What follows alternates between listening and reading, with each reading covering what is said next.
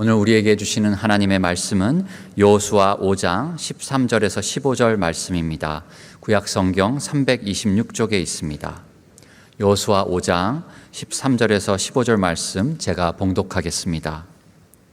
여호수아가 여리고에 가까이 이르렀을 때 눈을 들어 본즉 한 사람이 칼을 빼어 손에 들고 마주서 있는지라. 여호수아가 나아가서 그에게 묻되 너는 우리를 위하느냐 우리의 적들을 위하느냐 하니 그가 이르되 아니라 나는 여호와의 군대 대장으로 지금 왔느니라 하는지라. 여호수아가 얼굴을 땅에 대고 엎드려 절하고 그에게 이르되 내 주여 종에게 무슨 말씀을 하려 하시나이까. 여호와의 군대 대장이 여호수아에게 이르되 내 발에서 신을 벗으라. 내가 선 곳은 거룩하니라 하니 여호수아가 그대로 행하니라. 아멘. 일전에 언젠가 부산에 갔는데 부산역에서 우리 교회 성도님을 만났어요. 또 언젠가는 우리 가족들과 함께 천안을 갔는데 천안에도 우리 성도님들 계시더라고요. 가까운 양평을 갔는데 양평에서 또 권사님들을 만나기도 했습니다. 참 예상치 못한 장소에서 이렇게 갑자기 느닷없이 만나니까 또 되게 반가웠습니다. 여러분, 그런데 만일에 예상하지 못했던 장소에서 예상하지 못했던 시간에 하나님의 천사를 만나면 어떨까요? 여러분들은 천사를 만나본 적이 있습니까? 천사를 혹시 본 적이 있으십니까? 저는 아직 없습니다. 그러나 확실히 믿습니다. 성경을 보면 구약 성경에는 여기저기 참 많이 천사가 등장을 해요. 또 신약에도 천사가 여기도 나와 있고 저기도 등장을 합니다. 감옥에 갇혀있는 베드로를 구출해 줬던 것은 하나님의 천사였습니다. 로마로 항해를 하고 있던 바울이 타고 있던 배가 난파를 당해서 거지반 다 죽게 됩니다. 그런데 어느 날 밤에 하나님의 사자가 바울 옆에 서서 그렇게 말합니다. 바울아, 안심하라. 네가 반드시 로마로 가서 로마 황제 가이사 앞에 설 것이다. 그리고 이 배에 승선한 모든 사람들은 다 같이 구출될 것이다. 그 말을 전한 자도 하나님의 천사였습니다. 방금 전에 우리가 본 여호수아서 5장에서 여호수아는 하나님의 천사를 만납니다. 근데 보통 천사가 아닙니다. 천사장입니다. 시점은 언젠가 하면 가나안 땅으로 들어와서 여리고 정복전쟁, 최초의 가나안 정복전쟁입니다. 그걸 하기 직전입니다. 그러니까 매우 긴장된 시간이지요. 배경은 이렇습니다. 하나님의 은혜 가운데 40년 동안 광야 여행을 드디어 다 마쳤습니다. 그리고는 그 전에 모세를 통해서 하나님의 홍해를 가르신 것처럼 이번에는 요단 강물을 하나님께서 막으십니다. 그리고는 맨 땅처럼 되어버린 요단강을 걸어서 이스라엘 백성들, 새로운 세대들이 건너갑니다. 가나안 땅 안으로 들어오게 됩니다. 그리고 지난 40년 동안 여행 때문에 한 번도 시행을 못했던 할례를 다 남자들이 받습니다. 여러분, 할례는 하나님의 백성이라는 표식입니다. 지난 40년을 못했어요. 그 할례를 받습니다. 그리고 역시 여행 때문에 제대로 준수하지 못했던 하나님의 유월절 명절을 처음으로 제대로 지킵니다.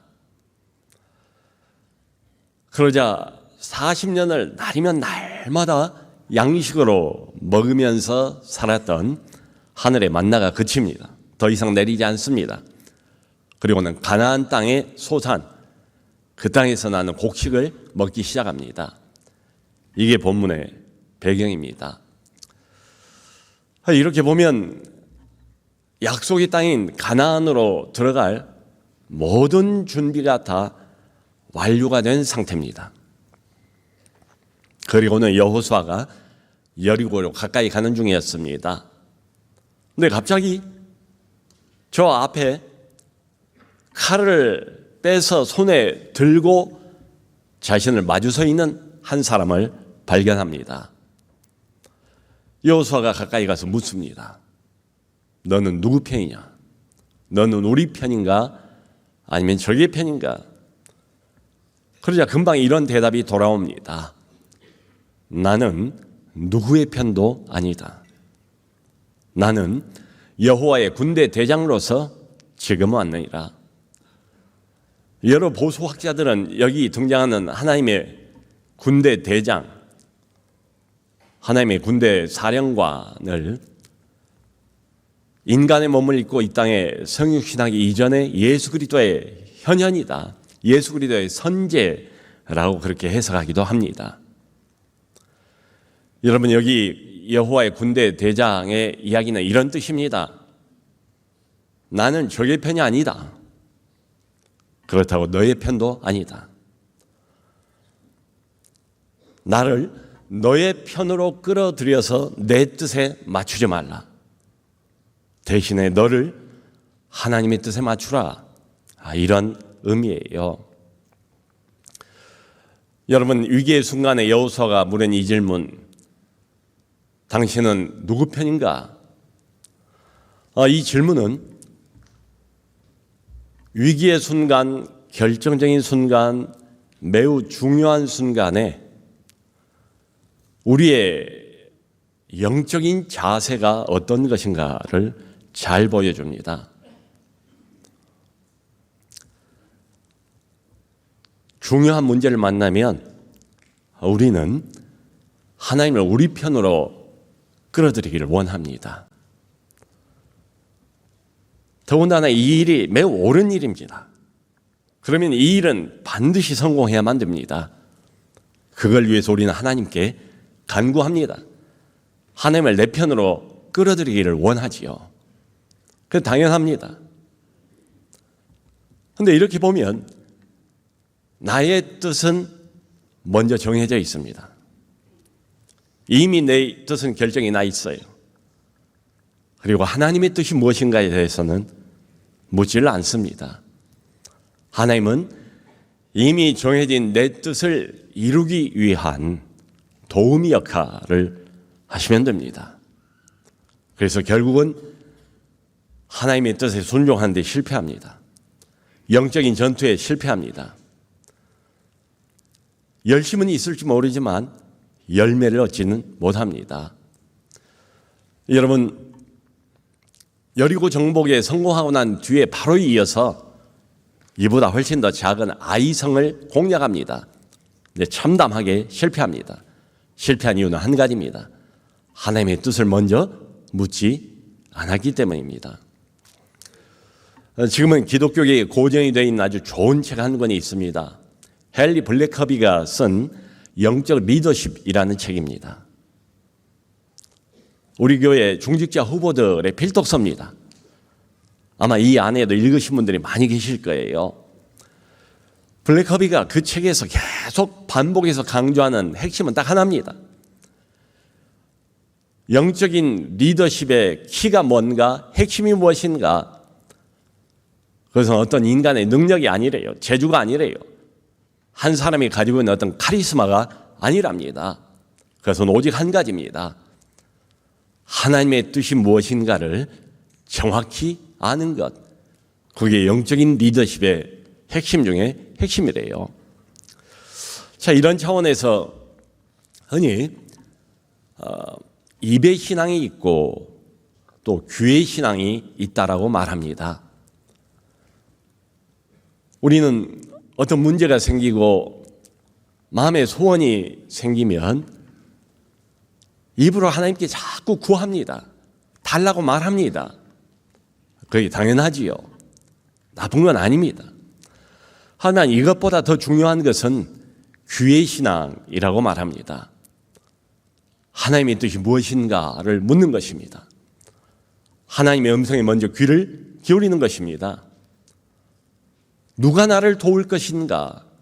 누가 내 편인가? 이걸 묻기 전에 내가 누구 편인가? 내가 과연 하나님의 편인가를 먼저 묻는 것이 중요합니다. 성도 여러분, 여러분들이 익히 잘 알고 있는 것처럼 지금 우리나라는 몹시 혼란 가운데 있습니다. 정치 문제 때문에 연일 소란스럽습니다. 이미 진보와 보수, 여야, 좌파와 우파로 이 나라가 갈라져 있습니다. 그리고 이런 대립과 갈등은 점점 극심해지는 것 같습니다. 어제가 3.1절 106주년 기념일이었습니다. 이미 뉴스에서 보신 것처럼 서울 도심 곳곳에서 대규모 탄핵 반대 집회가 있었습니다. 또 동시에 탄핵 찬성 집회가 있었습니다. 성도 여러분, 우리 안에는 보수도 있고 진보도 있고 중도도 있습니다. 다 있습니다. 자, 그런데 만일에 각자가 하나님을 내 편으로 끌어들이려고만 한다면 과연 교회 안에서 무슨 일이 벌어질까요? 여기 모여있는 사람들은 정치적인 성향이 얼마든지 다를 수 있습니다. 자기가 가지고 있는 정치적인 신념과 소신에 따라서 정치적인 활동을 할 수 있습니다. 정치적인 행동을 할 수도 있습니다. 대한민국은 자유입니다.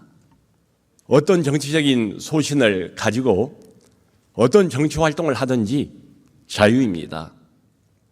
교회 밖에서는 얼마든지 그것을 행동으로 옮길 수도 있습니다. 그러니까 광화문 집회를 가든 안국동 집회를 가든 여의도 집회를 가든 그건 자유입니다. 그걸 인정할 필요가 있습니다. 그리고 또 한 가지는 대한민국은 자유민주주의 국가입니다. 어쨌든 나라의 근간인 이 자유민주주의 체제는 지켜져야 합니다. 그리고 공산주의는 막아내야 합니다. 왜냐하면 공산주의는 하나님이 없습니다. 하나님을 인정하지도 않습니다. 그러므로 자신이 가지고 있는 정치적인 신념과 소신에 따라서 활동을 하거나 집회에 참석을 하거나 얼마든지 행동을 할 수도 있습니다. 그런데 그런 정치적인 신념을 교회 안으로 끌고 들어오지는 말아야 됩니다. 왜냐하면 본인의 의도하고는 상관없이 교회를 분열시키기 때문입니다. 최근에 어느 대형 교회의 한 목사님께서 이 문제에 관해서 설교를 하셨어요. 그게 큰 논란이 됐습니다. 그 논란이 된 유튜브를 보니까 무려 800건이 훨씬 넘는 댓글들이 올라와 있어요. 제가 그걸 일일이 다 읽어봤습니다. 이분들이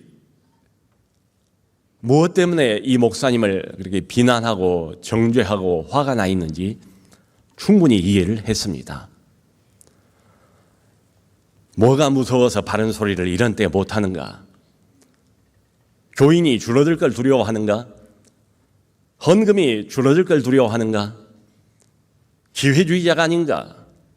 비겁한 자가 아닌가? 이런 댓글들이 참으로 많았습니다. 왜 사람들이 이렇게 화가 나 있는가를 충분히 알 수 있었습니다. 근데 동시에 저도 목회자이기 때문에 왜 그 목사님께서 교회 안에서 그렇게밖에는 설교를 할 수가 없었는가도 충분히 공감이 됐습니다. 여러분, 그 목사님이 그렇게 설교를 한 것은 교인 수가 줄어들 것이 두려워서가 아닙니다. 헌금이 줄어들 것이 두려워서 그러는 것이 아닙니다. 자신의 입지가 좁아질까 봐서 스스로 움츠러든 것도 전혀 아닙니다. 이분이 이래저래 기회를 살피는 기회주의자의 성향을 가지고 있는 사람이라 그런 것도 아니에요. 그분이 그렇게 설교를 했던 이유는 딱 한 가지입니다. 지금 이 시점에 이 문제에 대해서 하나님이 무엇을 원하시는가? 나는 과연 누구 편에 서야 되는가? 이 질문에 대한 대답을 설교로 표현한 것뿐입니다. 여러분, 우리 보수교회 대부분의 많은 목사님들은 지난 여러 번의 선거에서 우파 쪽의 대통령을 지지했습니다. 윤석열 대통령을 찍었습니다. 그 전에 박근혜를 찍었습니다. 그리고 그 전에 이명박을 찍었습니다. 지금 나라가 위기라고 말합니다. 맞습니다. 그런데 또 다른 면으로 생각을 해보면 이 나라가 위기 아닌 적이 있습니까?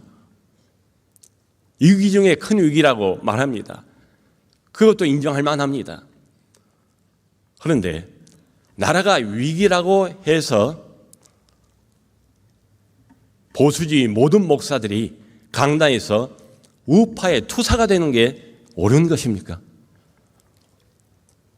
하나님의 교회인 교회 한복판에 놓여있는 이 강대상에서 하나님의 사랑 대신에 누구에 대한 미움을 설교하는 게 그게 옳은 것입니까?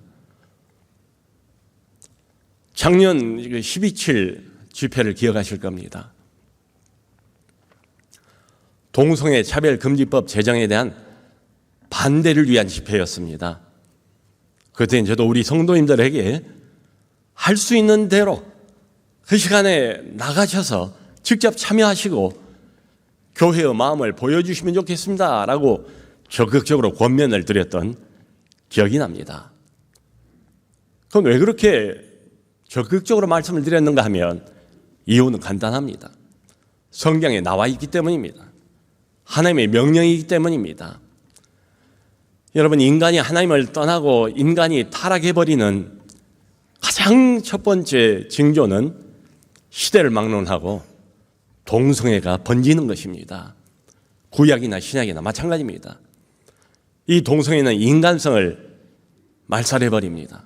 한 가정을 깨트립니다. 그 사회를 무너뜨립니다. 나아가 그 나라 전체를 기반을 무너뜨리고 맙니다. 하나님의 말씀과 하나님의 명령이 너무도 명백한 이슈였기 때문에 적극적으로 말씀을 드릴 수가 있었습니다. 근데 교회는 참 특별한 단체입니다. 이 세상의 어떤 집단, 어떤 단체도 교회와 같지는 않습니다. 왜냐하면 교회는 예수 그리스도가 주인이시기 때문입니다. 하나님의 말씀인 성경이 중심이기 때문에 그렇습니다.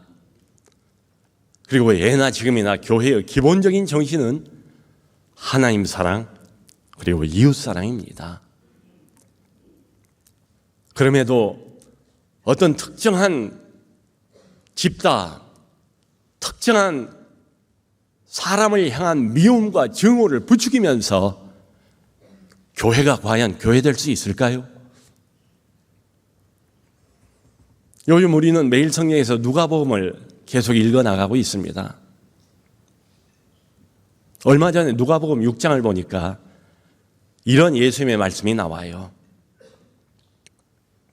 너희 원수를 사랑하라. 너희를 미워하는 자를 선대하라. 하늘 아버지께서 자비로우신 것 같이 너희도 자비로운 자가 되라. 이런 말씀에 우리는 과연 어떻게 반응할 수 있을까요? 이번 주부터 목장이 본격적으로 시작이 됩니다. 겨울 내내 다시 모이기를 얼마나 기다려왔습니까? 목장은 우리 남서른의 교회 공동체의 교제, 코이노니아의 중심입니다. 목장에서 우리는 우리의 마음을 나눕니다. 우리의 인생을 나눕니다. 광야 인생 살아가면서 고달픈 거, 슬픈 거, 아픈 거, 고통스러운 거, 기도 제목 이런 것들 나눠요. 근데 그런 것만 나누지 않습니다. 기쁨도 나눕니다. 감사도 나눕니다. 은혜 받은 것도 나눕니다. 그리고 기도 응답도 우리는 함께 나눠요. 우리 남서울 은혜 교회의 아름다운 미담들, 덕스러운 이야기들은 죄다 이 목장에서 흘러나옵니다.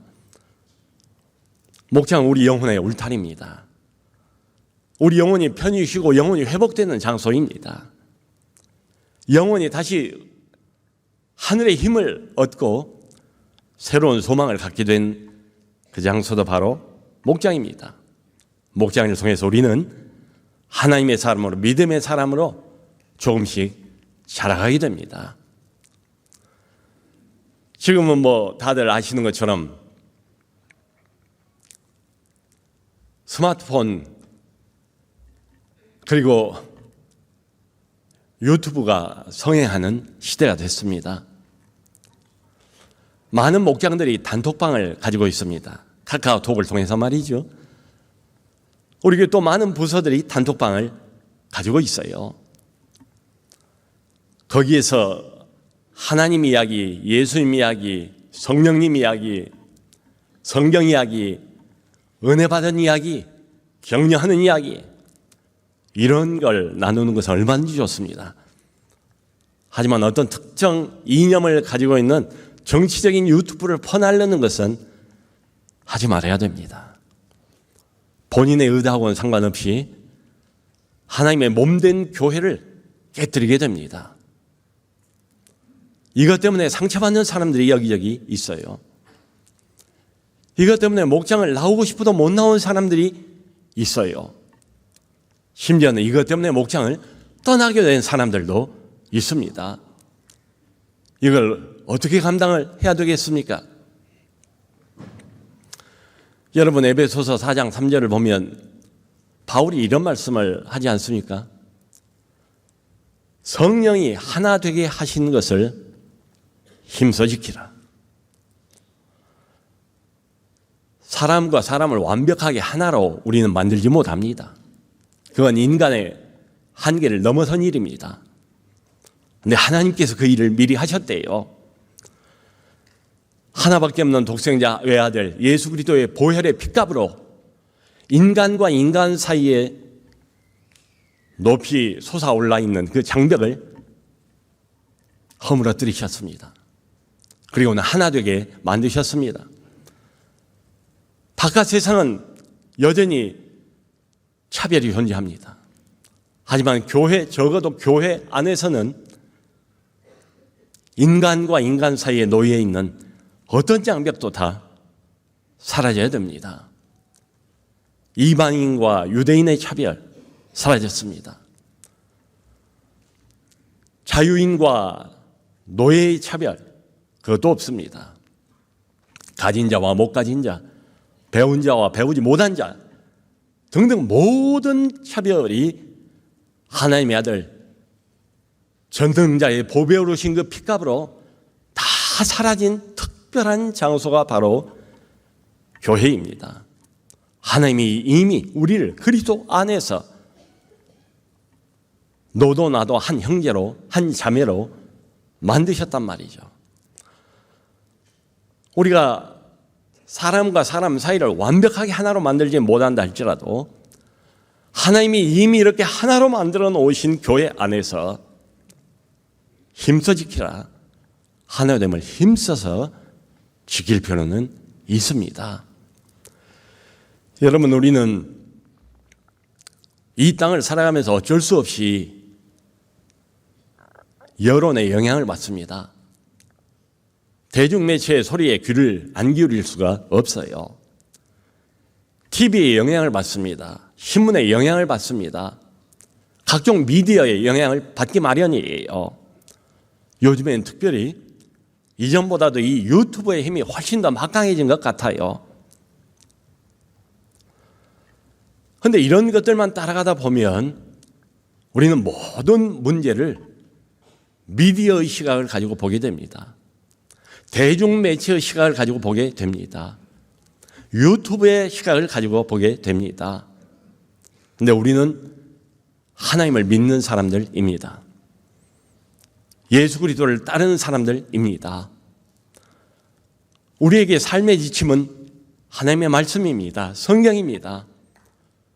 그러니까 대중매체의 시각 이전에 우리에게 필요한 것은 성경의 시각, 이게 필요합니다. 이 시대를 정보의 홍수 시대라고 말합니다.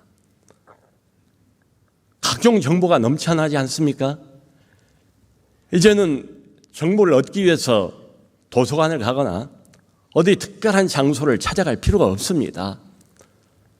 정말로 많은 정보들을 아주 편리하게 유튜브를 통해서, 인터넷을 통해서 얼마든지 얻을 수가 있습니다. 근데 참 아이러니컬하게도 이런 정보의 홍수 시대에 점점 사람들이 협소화되어가는 경향을 피할 수가 없다는 거예요. 그건 왜 그런가 하면 요즘 유튜브를 많이 보고 영상을 많이 보지 않습니까? 그러면 어떤 사람이 좋아하는 영상이 있을 수 있잖아요. 그러면 그 영상하고 관련된 비슷한 내용의 영상들만을 유튜브가 자꾸 자동적으로 올려준다는 거예요. 흔히 말하는 알고리즘입니다. 아, 이 사람이 이런 종류의 영상을 좋아하는구나. 저런 종류의 영상, 저런 종류의 내용을 선호하는구나. 이걸 알면 자동적으로 거기하고 관련된 영상들만을 계속 내 홈페이지에 띄워줍니다. 그러면 이 사람은 이미 자기가 알고 있는 내용을 더 강화하는 쪽으로 진행하기 마련입니다. 사람은 너나 할 것 없이 편견을 가지고 있는 존재입니다. 내가 알고 내가 믿고 있는 그 무엇을 계속해서 강화하는, 편견을 더욱 강화하는, 흔히 말하는 확정 편향이 더 강화가 되는 이런 악순환이 계속된다는 거예요. 그러면 객관성을 잃어버립니다. 보편 타당성을 잃어버립니다. 일반적인 시각이 아니라 아주 특별한 시각을 가지게 됩니다. 내가 이미 가지고 있던 그 신념이 점점 강화될 수는 있습니다만은 그 신념은 어쩔 수 없이 소위 신념의 고립화 현상을 면치를 못합니다. 보편 타당한 그런 내용이 아니란 말이죠. 여러분, 오늘 여기 본문 말씀을 보면 이 천사장이 여호수아에게 이렇게 명령을 합니다. 15절에 내 발에서 신을 벗으라. 내가 선 곳은 거룩하니라. 이 장소가 갑자기 특별히 거룩해질 이유가 무엇이겠습니까? 하나님이 임재하셨기 때문에. 지금 여호수아는 하나님 앞에 서 있는 겁니다. 여러분, 과거에 모세도 시내산에서 비슷한 경험을 하지 않았습니까? 모세가 처음으로 하나님을 만난 장면이 나오지 않습니까? 시내산 가시떨기 나무에 불이 붙었는데 이게 타지를 않습니다. 거룩한 불꽃을 보고 호기심에 이끌려 모세가 가까이 갑니다. 그러자 하늘에서 음성이 들립니다. 나는 아브라함의 하나님, 이삭의 하나님, 야곱의 하나님이라. 모세야, 내 발에서 신을 벗으라. 내가 선 곳은 거룩한 곳이니라. 하나님을 처음으로 만나는 장면입니다. 여러분, 교회는 정말로 특별한 장소입니다. 교회 안에서 가장 중요한 것은 바로 이것입니다. 우리 모두가, 그가 누구든지가 보수 성향을 갖고 있는 사람이든 진보 성향을 갖고 있는 사람이든 중도 성향을 갖고 있는 사람이든지 상관없습니다. 교회에서 가장 중요한 것은 이것입니다. 우리 모두가 다 하나님 앞에 서 있다는 것을 의식하는 것입니다. 하나님의 임재 앞에 있다는 것을 인식하는 것입니다. 여호수아가 취했던 행동처럼 하나님 앞에 함께 엎드리는 것입니다. 하나님의 음성에 먼저 귀를 기울이는 것입니다. 여러분, 이런 의미에서 교회 안에서는 적어도 어떤 특별한 인간도 두드러져서는 안 됩니다. 그가 누구이든지 간에 어떤 특별한 이념이나 이데올로기도 적어도 하나님의 교회 안에서는 두드러져서는 안 됩니다. 모두가 하나님의 임재를 만끽하면서 전능하는 하나님 앞에 함께 모여 엎드리는 곳, 그의 음성에 먼저 귀를 기울이는 곳, 거기가 바로 교회입니다. 3.1절과 일제치하를 떠올릴 때마다 항상 동시에 떠오르는 것은 손양원 목사님이십니다. 한국교회 교인들이 가장 존경하는 목사님 중에 한 분, 이구동성으로 손양원 목사님이 있어요. 이 손양원 목사님은 아버지 손종일 장로의 영향을 톡톡히 받았습니다. 아버지가 신사참배를 거부해서 옥살이를 했어요. 아들인 이 손양원 목사님도 어렸을 때부터 신사참배를 거부합니다. 학교를 다니지 못했던 적도 있어요. 이것 때문에. 그러다가 나중에 1940년도에 감옥에 수감이 되어서 해방이 될 때까지 1945년도까지 신사참배 거부 때문에 옥고를 치릅니다. 많은 한국 교인들이 이분을 존경한다는 것을 일제가 알아요. 그러니까 이분을 회유하기 위해서 가전수를 다 씁니다.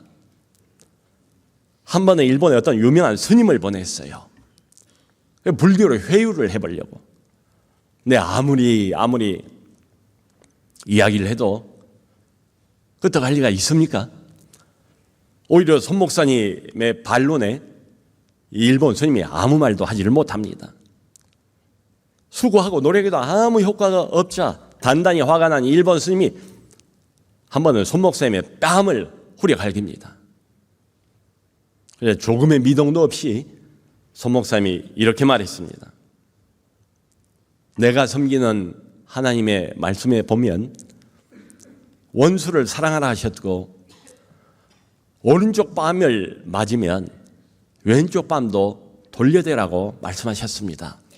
자, 그러면 여기 왼쪽 뺨도 때려주시기를 바랍니다. 이게 무슨 약 올리는 심정으로 이런 것도 아니고 억한 심정으로 이런 것도 아닙니다.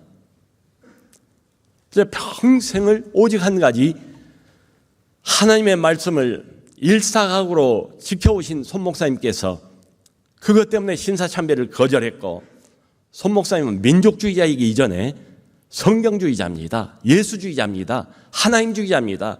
그랬기 때문에 그 모든 핍박을 다 견딜 수가 있었던 거예요. 하나님의 말씀만을 믿고 의지하는 그 심정으로 왼쪽 뺨도 때려달라고 부탁을 하는 겁니다. 여기에 그냥 이성을 잃어버린 이 일본 스님이 노발레발하는 바람에 일본 간수들이 끌고 나갔다는 일화가 있습니다. 그리고 해방이 됐습니다. 해방 후에 1948년도에 유명한 여순 반란 사건이 있었습니다. 참 많은 양민들이 무고하게 죽었습니다. 그 죽은 사람들 중에 손양원 목사님의 두 아들인 동인이와 동신이가 있습니다.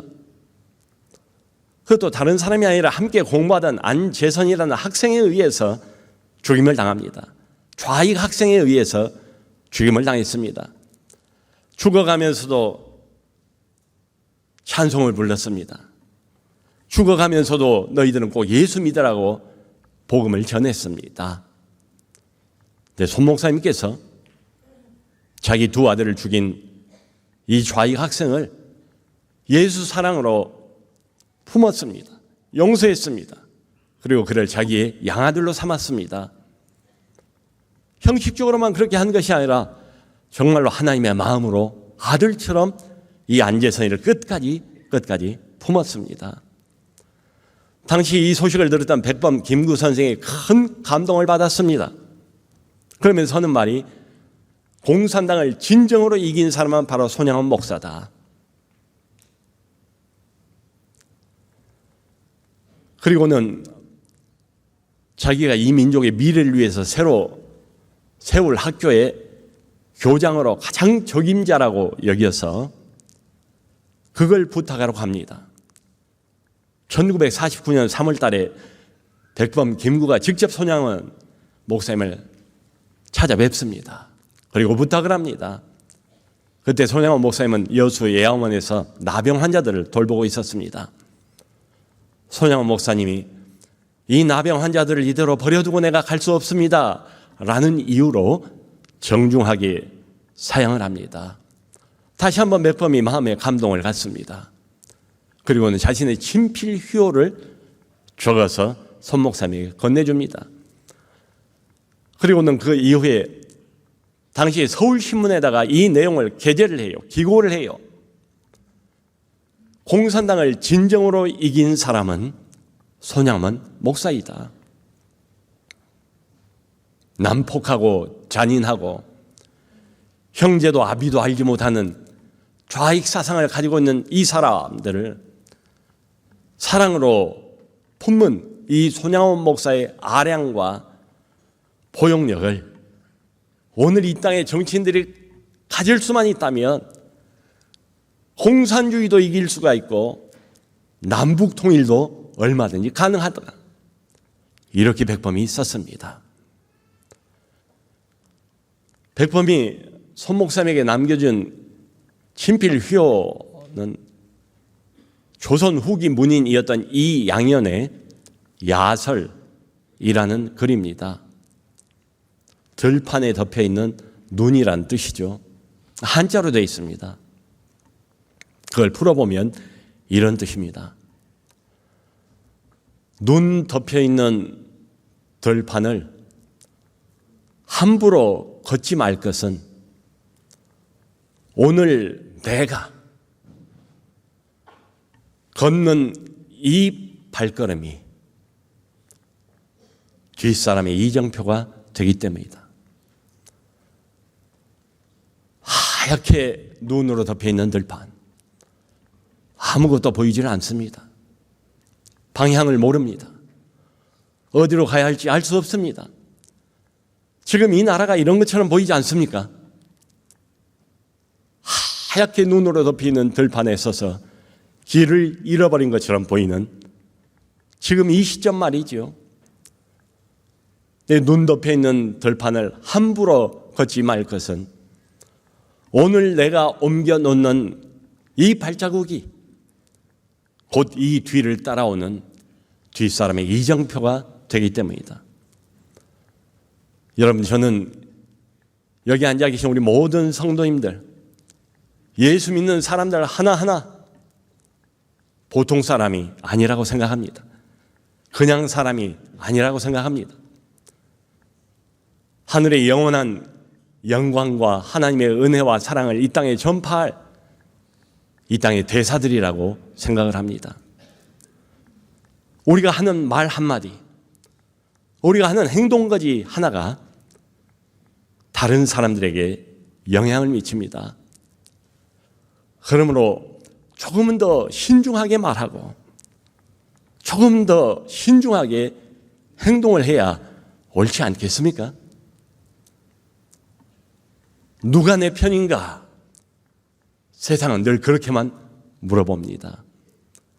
근데 교회는, 우리들은 누가 내 편인가를 묻기 이전에 내가 누구 편인가를 물어야 됩니다. 내가 과연 하나님의 편인가? 여러분들은 누구 편이십니까? 하나님의 편이십니까? 그렇다면 하나님의 음성에 먼저 귀를 기울이고 하나님의 뜻을 먼저 파악한 다음에 나를 거기에 복종하는 우리 모두가 될 수 있기를 주 예수 그리스도 이름으로 축원합니다.